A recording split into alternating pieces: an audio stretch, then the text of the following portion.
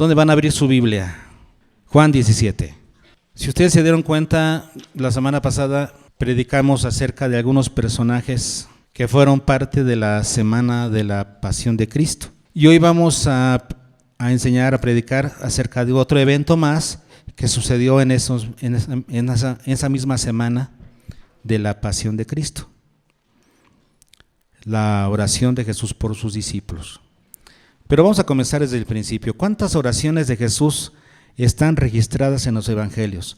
No que diga que Jesús oró, sino que esté registrada su oración, las palabras que dijo. Pues son muy poquitas, ¿no?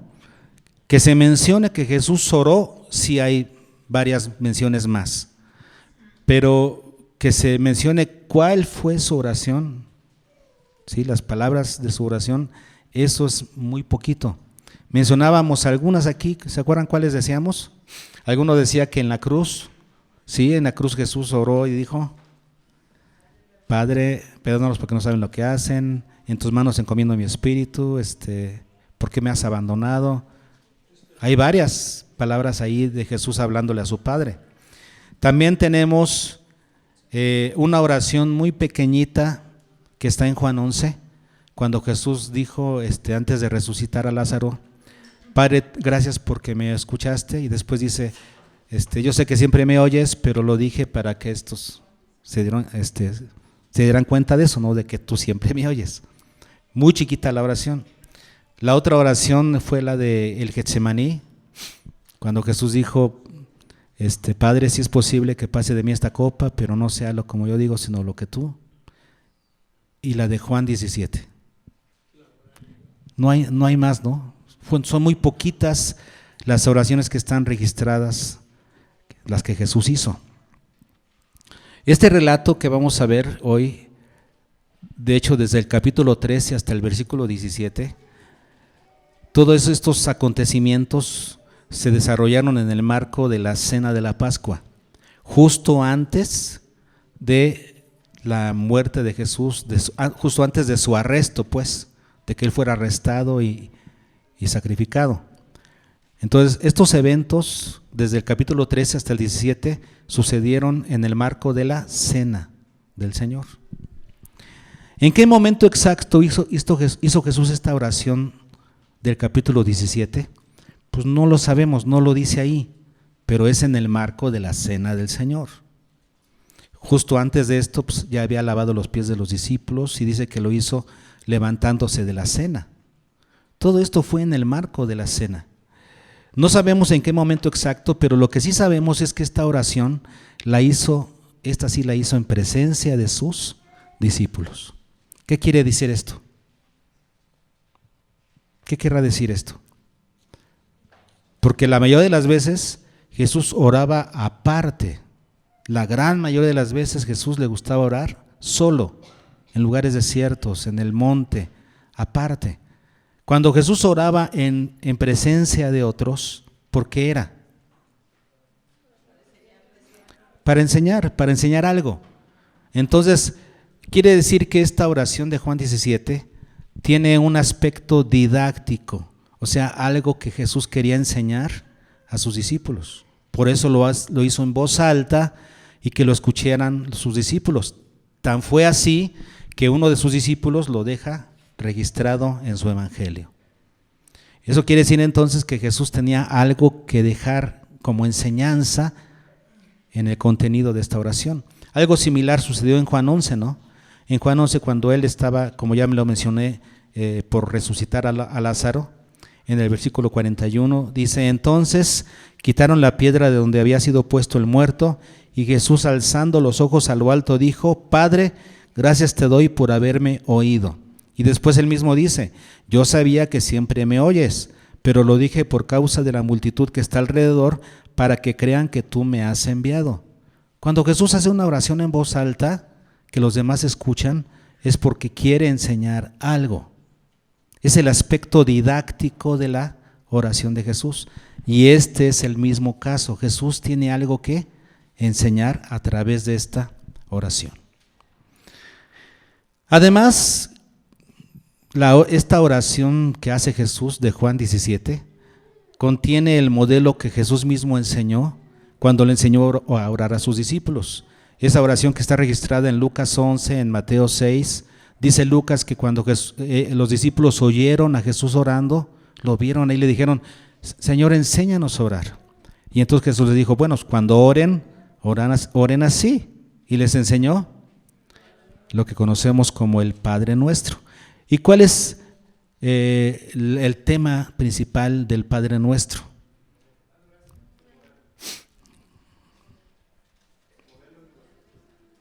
¿Pero qué modelo deja? ¿Cuál es su tema? De hacer la voluntad del Señor, de estar en su voluntad.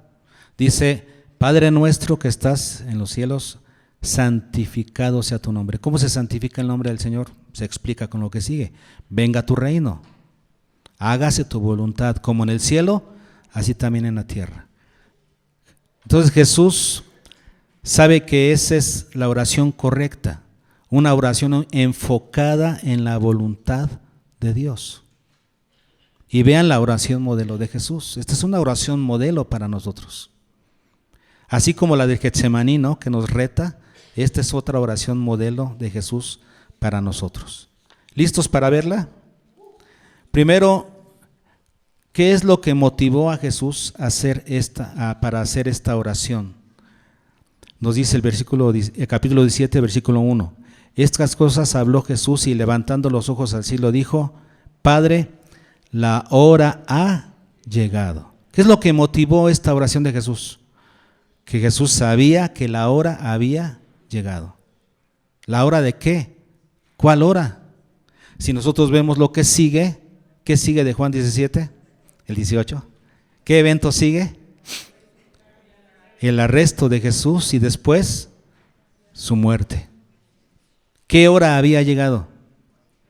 La hora de cumplir el propósito por el que Jesús había venido. Nos queda claro entonces que a Jesús le quedaba muy claro el propósito por el cual Él estaba ahí. Jesús sabía a qué había venido.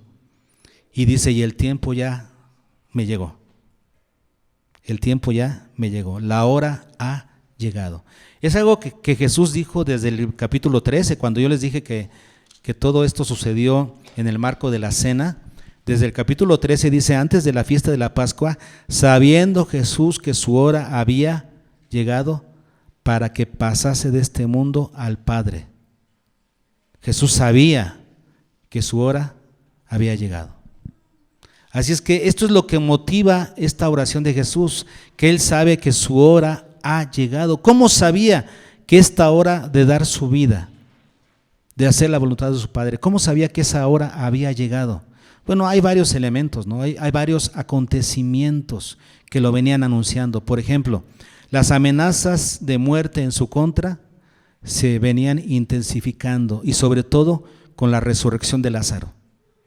Si ya lo querían matar, después de la resurrección de Lázaro ya lo buscaban, ya estaban buscando que alguien lo entregara, y encontraron a Judas. Entonces, esta manera en la que se intensifica la amenaza de muerte contra Jesús es una señal de que ya estaba cerca. Además de eso, la traición de Judas. Jesús sabía que Judas ya lo había vendido, que ya se había puesto de acuerdo con los sacerdotes de un precio para entregarlo. Además de que tenemos seguramente el testimonio del Espíritu Santo en él, y porque Él era Dios, o sea, por todos lados Jesús ya lo sabía. Entonces, Él hace una oración que podemos dividir en tres partes, en tres secciones. La primera es una oración que hace al Padre. Ahorita vamos a ver qué contiene. Luego otra oración que hace por sus discípulos. Y luego otra oración que hace por los que ahí van a creer en Él por la palabra de sus discípulos. En tres secciones se divide esta oración. Vamos con la primera sección, ¿les parece bien? Que está en los versículos del 1 al 5. Ahí tenemos la primera sección, que es su oración al Padre. ¿Listos? Dice: Padre, la hora ha llegado. Y entonces, ¿cuál es la petición de Jesús? ¿Qué pide al Padre? Vean su petición, la petición de Jesús. ¿Qué le pidió? Glorifica a tu Hijo para que también tu Hijo te glorifique a ti. Esa es la petición de Jesús. Glorifica a tu Hijo para que tu Hijo te glorifique a ti. Ok, algunos dirán, qué padre, pues Jesús estaba pidiendo por él que sea glorificado. ¿Sí entiendes lo que significa ser glorificado en el caso de Jesús? En este contexto, ¿qué significaba que Jesús fuera glorificado por el Padre? Que el Padre lo glorificara. ¿Qué significa eso? Entendiendo el contexto, entendiendo que su hora había llegado. ¿Qué significa que el Padre glorificara a Jesús para que Jesús pudiera así glorificar al Padre? ¿Qué significa esto? Bueno, la respuesta la tenemos en los versículos que siguen. Vamos leyendo. La primera pregunta que responderemos es, ¿cómo obtendría esa gloria, esa glorificación? Bueno, yo creo que primero definimos lo que significa la palabra gloria, ¿no? Ser glorificado. Viene de la palabra gloria. La palabra gloria significa dar valor, o sea, honrar a alguien en base a alguna estimación. Alguna estimación. O sea, darle valor a alguien y honrarlo por esa razón. Entonces, cuando Jesús dice, glorifica a tu Hijo, es dame la honra de acuerdo a algo, ¿a qué concepto? ¿De acuerdo a qué concepto Jesús recibiría esa gloria, esa honra? Vamos a verlo. ¿Cómo obtendría esa gloria? Versículo 2. Como le has dado potestad sobre toda carne para que dé vida eterna a todos los que le diste. ¿Cómo iba a recibir Jesús esa potestad de dar vida eterna? Ese poder de dar vida eterna, muriendo. Jesús iba a recibir ese poder de dar vida eterna con su muerte. ¿Qué significa ser glorificado? Morir. Cuando Jesús dice, la hora ha llegado de morir. Y cuando le dice, Padre, glorifícame, ¿qué está diciendo? Haz tu voluntad en mí hasta la muerte. A eso he venido. ¿Qué es la vida eterna? Versículo 3. Esta es la vida eterna, que te conozcan a ti, el único Dios verdadero, y a Jesucristo a quien has enviado. A través de la obra de Jesús, los mortales, los seres humanos, conocerían la voluntad del Padre y del Hijo. Conocerían al Padre y al Hijo. Y esa es la vida eterna, conocer al Padre y al Hijo. No nos vamos a meter en detalles, solamente lo estamos por encimita. ¿Cómo glorificó Jesús a su Padre en la tierra? Versículo 4. Yo te he glorificado en la tierra, dice Jesús. ¿Cómo? He acabado la obra que me diste que hiciese. ¿Cómo glorificas al Padre? Haciendo su voluntad, la voluntad que Él te encomendó. Cuando la haces, lo estás glorificando. ¿Y qué más? ¿Y cuál es el resultado de esa dedicación, de esa vida dedicada al Padre? Versículo 5. Ahora pues, Padre, glorifícame tú al lado tuyo con aquella gloria que tuve contigo antes que el mundo fuese. Glorifícame al lado tuyo. Jesús, la gloria le pertenecía desde la eternidad hasta la eternidad. El Hijo de Dios estaba con el Padre en la gloria del Padre desde el principio de los siglos, desde siempre. Pero ahora también se ganó ese derecho por su obediencia. Por su obediencia Él se ganó el derecho de sentarse a la diestra del Padre. Entonces dice Jesús, glorifícame al lado tuyo. ¿Qué entendemos con todo esto? Que el Padre es glorificado a través de la obediencia del Hijo. El Padre se glorifica cuando se hace su voluntad. El Padre es glorificado cuando se hace su voluntad como Padre. El Hijo es glorificado cuando hace la voluntad del Padre. Y cuando le dice, Padre, glorifica a tu Hijo, o sea, haz que yo haga tu voluntad. Yo estoy para hacer tu voluntad. Para que así el Hijo te glorifique, te honre a ti. Yo sé que a ti lo que te honra, Padre, es que yo haga tu voluntad. Por todos lados, lo primordial es que se haya hecho la voluntad de Dios, la voluntad del Padre. Si tú quieres glorificar al Padre, ¿qué tienes que hacer? Hacer su voluntad. Dios se glorifica cuando tú haces su voluntad. Y así fue con Jesús. Ahora, si esta oración tiene un objetivo, una meta didáctica, ¿qué significa? Que lo que Jesús está enseñando aquí a sus discípulos es la importancia de la obediencia al Padre. ¿Por qué Jesús dice esta oración en voz alta? Mostrándose Él como ejemplo de que Él glorifica al Padre a través de hacer su voluntad. ¿Para qué lo hace? Para que los discípulos al escuchar sepan que el Padre se glorifica cuando hacemos su voluntad, cuando le obedecemos. Es el objetivo didáctico de la enseñanza de Jesús. Esto ya lo sabíamos, ¿no? Cuando estudiamos el Padre Nuestro, sabíamos que para honrar al Padre tenemos que hacer su voluntad, que la voluntad del Padre se haga así como en el cielo, se haga en la tierra. Así es como el Padre se glorifica. ¿Ok? Muy bien. Esa es la oración al Padre. Después Jesús entra a la segunda sección, donde ora por sus discípulos. ¿Cómo sabemos que ora por sus discípulos? Vamos a ver cómo se refiere a ellos. Voy a dar varios versículos y me van siguiendo. ¿Sale? ¿Con sus Biblias listas? A partir del versículo 6 al 19 vamos a estar viendo, del 6 al 19. Comenzamos, ¿qué se dice de los destinatarios de esta oración en el versículo 6? He manifestado tu nombre a los hombres que del mundo me diste. Dice Jesús, los que me diste, Padre. ¿Quiénes son? ¿Quiénes son ellos? Los que el Padre le dio a Jesús, se refiere a sus discípulos. Más específicamente dice, tuyos eran y me los diste y han guardado tu palabra. ¿Quiénes son? Los que han guardado su palabra. Para ellos es la oración de Jesús aquí. Para los que han guardado su palabra, la palabra que el Señor les dio. Versículo 8. Porque las palabras que me diste les he dado, y ellos ¿qué? Las recibieron. ¿A quién le está hablando Jesús? A aquellos que recibieron las palabras que el Señor les dio.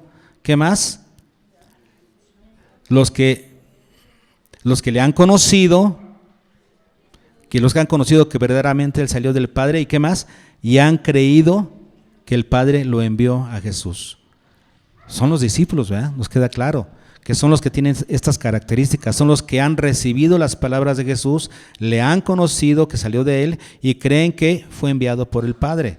Versículo 11.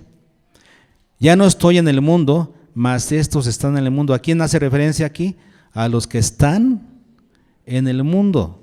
A propósito, la palabra mundo se encuentra, hermanos, 17 veces en este párrafo. 17 veces.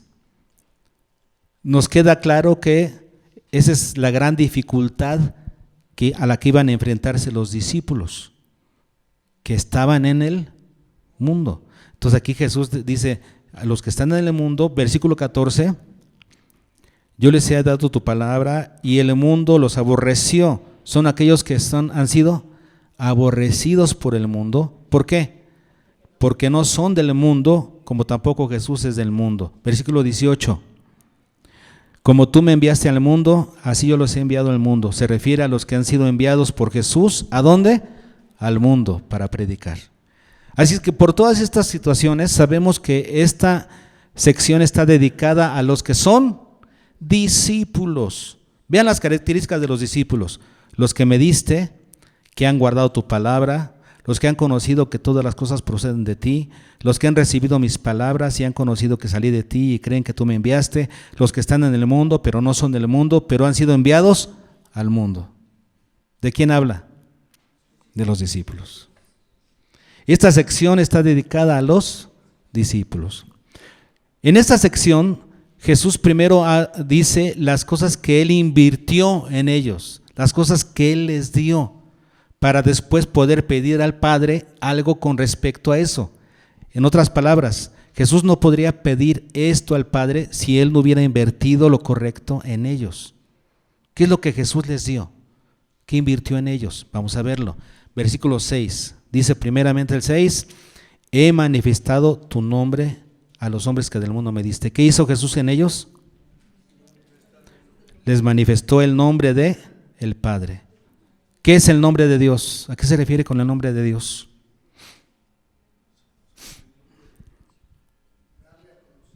Dale a conocer qué de Dios. ¿Qué representa el nombre de Dios? Lo que Él es y sus propósitos. El nombre de Dios representa su ser y su quehacer, sus propósitos. Todo lo que tiene que ver con Dios. Yo les he manifestado tu nombre, o sea, la naturaleza del Padre y los propósitos del Padre. Todo eso Jesús ya se los manifestó a los discípulos. Dice Jesús, ya lo he hecho. Versículo 8. Las palabras que me diste les he dado, sin faltar una de ellas. Versículo 14 tiene que ver con lo mismo. Yo les he dado tu palabra. ¿Ok? Muy bien. Versículo 10. Todo lo mío es tuyo y lo tuyo mío, y he sido ¿qué?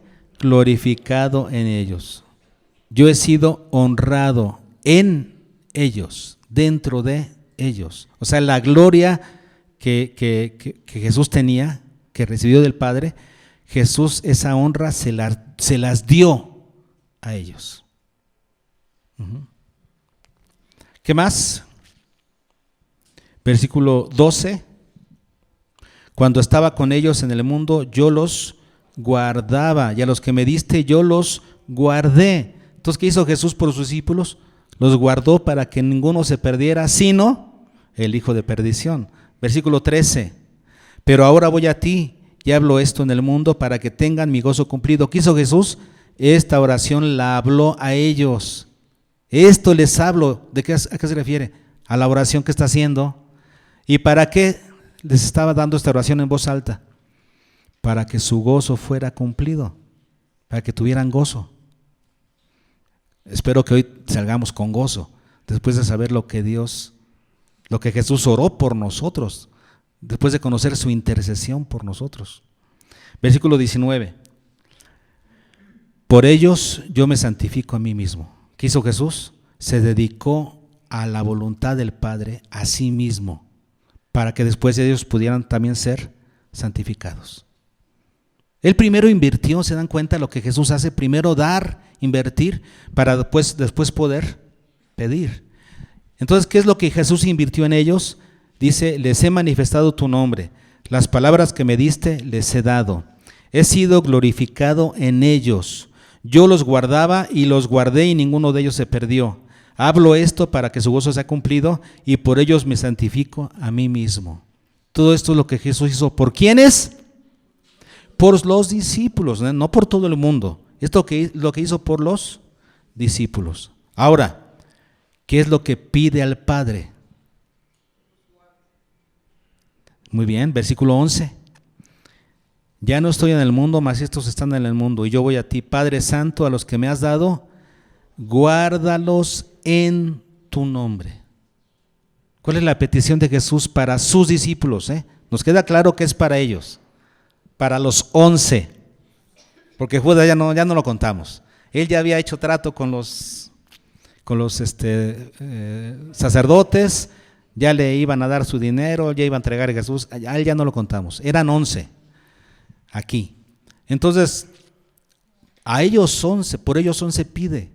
¿Qué es lo que pide para estos 11 que habían estado con él estos 3 años, a los cuales les había enseñado la palabra? ¿Qué pide por ellos? Que el Padre los guarde en su nombre. ¿Qué es su nombre? En su naturaleza y propósitos, lo que Él es y lo que Él hace. Que los discípulos fueran guardados en. La palabra en significa dentro de el Padre, dentro del nombre del Padre. ¿Se dan cuenta de eso? Ahí es donde tenían que ser guardados los discípulos. La palabra guardar, que significa vigilar, montar guardia. Señor, vigílalos, monta guardia en ellos para que estén en tu nombre, sean guardados en tu nombre. Versículo 15, otra petición más. No ruego que los quites del mundo, sino que los guardes ¿de qué? Del mal. De eso tenían que ser guardados. La primera petición era guárdalos en tu nombre, dentro de tu nombre, pero ahora es guárdalos del mal. Y la palabra del es la palabra ek, que significa lo que procede de. Guárdalos de todo aquello que procede del mal. Y en el mundo hay muchas cosas que proceden del mal y que podían desviar la fe de los discípulos. Jesús pide al Padre, guárdalos del mal. Yo les pregunto, ¿el Padre hizo esto en ellos? ¿Guardó a estos 11? ¿Los guardó en su nombre?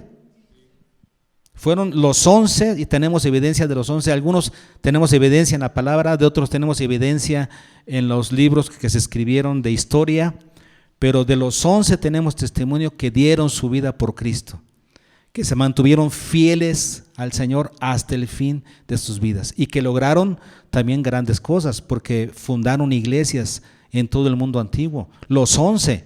Aquí en la Biblia solamente tenemos registros de lo que hizo Juan, lo que hizo Pedro, pero en la historia tenemos relatos de los 11 que estuvieron firmes en el Señor. ¿Cumplió el Señor aquí la petición de su Hijo? ¿Los guardó en su nombre? ¿Los guardó de todo lo que procede del mal? Y una tercera petición que hace Jesús por sus discípulos. Versículo 17. Santifícalos en tu verdad. Tu palabra es verdad. Santifícalos. ¿Qué significa santificar? Apartar y dedicar. Padre, dedícalos a ti, ¿de acuerdo a qué? A tu verdad. Tu palabra es verdad. Entonces, ¿qué es lo que nos santifica? ¿Qué es lo que nos dedica a Dios? ¿Qué es lo que nos ayuda a mantenernos dedicados a Dios? La palabra. Por eso lo estudiamos. Por eso todos los días estudiamos la palabra, porque eso es lo que nos ayuda a dedicarnos a Dios. Dedicarnos a Dios no es algo que se puede dar, no hay muchos caminos pues para dedicarnos a Dios.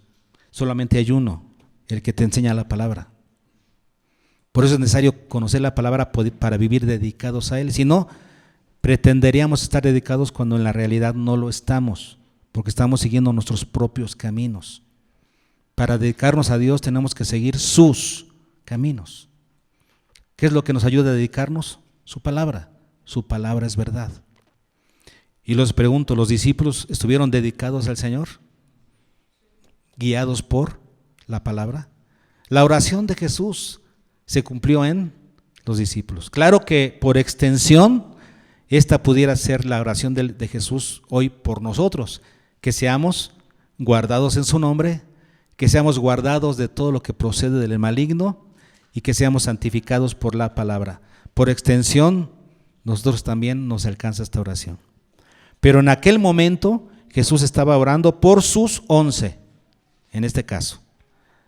Pero vamos a la tercera sección de la oración, del versículo 20 al 26, en donde Jesús extiende la oración a quienes, el versículo que nos memorizamos, ¿verdad? ¿Qué dice? Mas no oro solamente por estos 11, ¿se dan cuenta? No oro solamente por estos, sino también por los que han de creer en mí por la palabra de ellos.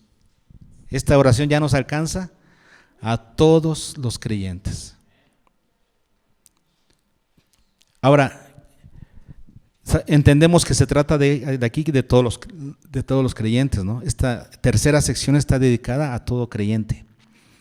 ¿Qué hizo Jesús por los creyentes? Porque antes de poder pedir al Padre, Jesús menciona lo que hizo por nosotros. ¿Qué hizo por nosotros? Versículo 22 y 23. La gloria que me diste, hermanos, la gloria que me diste, ¿qué? Yo les he dado ¿a quiénes? ¿A quiénes, hermanos? A nosotros. Llevamos la gloria de Cristo. Por eso cantamos, tengo la gloria de Cristo. Es que no es un canto bonito nomás. Estamos cantando una verdad bíblica. Tengo el poder de su amor.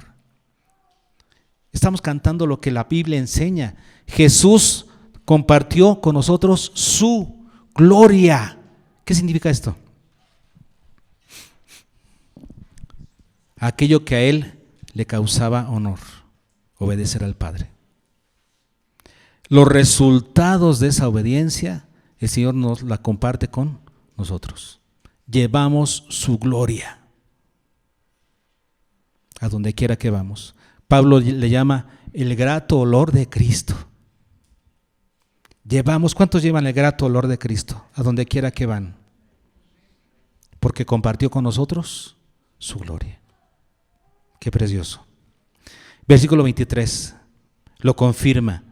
Yo en ellos y tú en mí. Yo en ellos. Yo estoy en ellos. Ese es el propósito del Padre. Ese es el propósito de Jesús, la meta de Jesús, para con aquellos que creyeran en Él por la palabra de los apóstoles. Su meta para nosotros es Él en nosotros. Por eso uno de los nombres de Jesús, ¿cuál era? Emmanuel, Dios con nosotros. Y por eso cuando Jesús se iba a ir, dijo, les enviaré a otro Consolador para que esté en ustedes. Jesús en nosotros. Eso es lo que Jesús nos dio. Ahora, ¿cuál es la petición que Jesús hace al Padre? Por los que iban a creer en Él por la palabra de los apóstoles. Vamos a verlo. Versículo 21. Para que todos sean uno. Que todos sean uno. ¿Todos quiénes? Todos los creyentes. Todos los que creeríamos en Jesús por la palabra de los apóstoles. Por la palabra de los apóstoles. Aquí está. Esta es la palabra de los apóstoles. Todos los que creeríamos en Jesús por la palabra de los apóstoles, ¿cuál es la oración de Jesús al Padre? Que sean uno. ¿Y qué significa ser uno? Algunos dicen creer lo mismo, vestirse igual. ¿A qué se está refiriendo aquí, en este versículo, en este pasaje? Pues es que tenemos que leer lo que sigue, ¿no? Porque dice el versículo 21, para que todos sean uno, punto y coma. ¿Sí lo vieron el punto y coma? Porque cuando lo estaban recitando hace rato, yo como que se lo comieron. Yo escuché que decían, para que todos sean uno como tú, Padre, en mí. Como que juntaban las dos ideas. No hay una separación. Ahí dice, para que todos sean uno, punto y coma. Luego dice, como tú, oh Padre, en mí y yo en ti, que también ellos sean uno en nosotros. Entonces, ¿a qué se refiere Jesús con eso de que para que todos sean uno? Que seamos uno en Él. Dice, para que sean uno en nosotros. ¿Y cuál es el modelo? Como tú, oh Padre, en mí y yo en ti. Que así ellos sean en nosotros. Ahí les va otra clave. En el griego, aquí de la parte que dice que nos memorizamos, ¿verdad? Pues porque así nos lo memorizamos, pero ¿cómo lo dice en el original griego? Dice, donde dice para que también ellos sean uno en nosotros, ¿sí lo ubican? Que también ellos sean uno, la palabra uno no aparece. ¿Qué es lo que está diciendo Jesús? Que también ellos sean en nosotros. Sean. Es el verbo eimi, ser, estar. Que ellos sean, existan en nosotros. Así como, ¿y el modelo cuál es? Como tú, oh Padre, en mí, tú estás en mí, yo estoy en ti, que ellos sean en nosotros. ¿Qué está diciendo esto? ¿Qué está diciendo, hermano? Está diciendo que el creyente está en Cristo. La frase favorita del apóstol Pablo en todas sus cartas, estar metido dentro de Cristo. Los creyentes estamos en Cristo. ¿Y qué significa eso? ¿Qué significa estar en Cristo? Aquí el Señor Jesús lo va a seguir explicando en el versículo 24. Padre, vean qué precioso está esto. Padre, aquellos que me has dado, ¿a quién se refiere? Aquí ya no solamente se refiere a los discípulos, aquí se refiere a todos los que habíamos de creer por la palabra de ellos. Aquellos que me has dado, quiero que donde yo estoy, también ellos estén conmigo para que vean mi gloria que me has dado. Esa es una frase muy poderosa y vamos a tratar de descifrarla. Aquello que me has dado, quiero. O sea, es algo que el Señor desea con todo su corazón, quiere. ¿Y qué es lo que quiere? Si lo leemos por encimita, ¿qué entendemos? Que donde yo estoy, ellos también estén conmigo. ¿A qué se refiere? ¿Me acompañen? ¿En dónde? ¿Dónde Él está? O sea, yo he escuchado, y yo mismo, ¿verdad? En otras ocasiones, por no leerlo con cuidado, asumo que aquí ya está hablando de cuando estemos con Él en el cielo. Quiero que donde yo estoy, ellos también estén conmigo para que vean mi gloria. O sea, se refiere a que vayamos al cielo y estemos con Él y veamos su gloria. Y la mayoría de las predicaciones van hacia allá, apuntadas hacia eso. Pero vamos a analizarlo bien, ¿no? Porque aquí dice, para que donde yo estoy, ¿dónde es un adverbio de lugar? Sí es un adverbio de lugar, pero dice aquí, donde yo estoy. ¿Y Jesús dónde estaba en este momento? ¿Dónde estaba? Ahí con ellos, o estaba en el cielo Jesús. Estaba ahí. Entonces cuando Jesús dice, donde yo estoy, ¿a qué se refiere? Donde yo estoy o donde yo soy. ¿A qué se refiere? Aquí Jesús se está refiriendo a la posición que Jesús tenía delante del Padre como hijo de Dios. ¿Cuál era la posición de Jesús? Hijo, heredero, justo, santo. Quiero que y tiene que ver con lo que decía el versículo 21, ¿no? Que sean uno, que sean en nosotros, para que sean en nosotros. Y aquí dice, para que la misma gloria, ellos tengan la misma gloria, que dice aquí, para que ellos estén conmigo donde yo estoy, donde yo soy más bien, en este caso. ¿A qué se refiere? Que la gloria que yo tengo, ellos también la tengan. ¿Qué es lo que Jesús hizo por nosotros después de morir y resucitar, hermanos? A todos los creyentes, compartirnos su gloria. En otras palabras, todo lo que le correspondía a Él, nos lo regaló.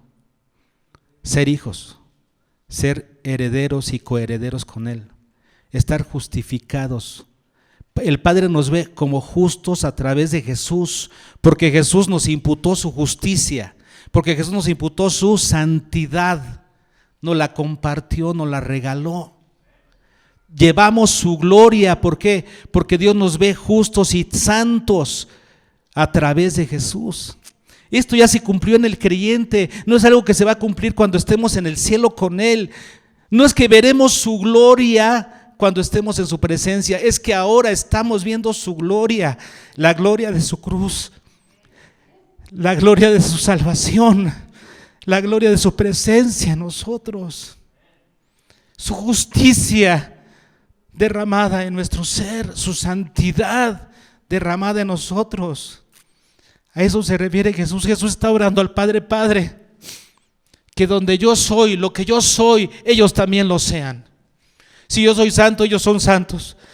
Compré esa santidad en la cruz, para que mi justicia sea su justicia, para que mi gloria sea su gloria, para que mi honra sea su honra. Llevamos la gloria de Cristo. El Padre ha cumplido la petición de su Hijo, y los creyentes llevamos la gloria de Jesús en nosotros. Qué precioso es el Señor. No lo merecemos,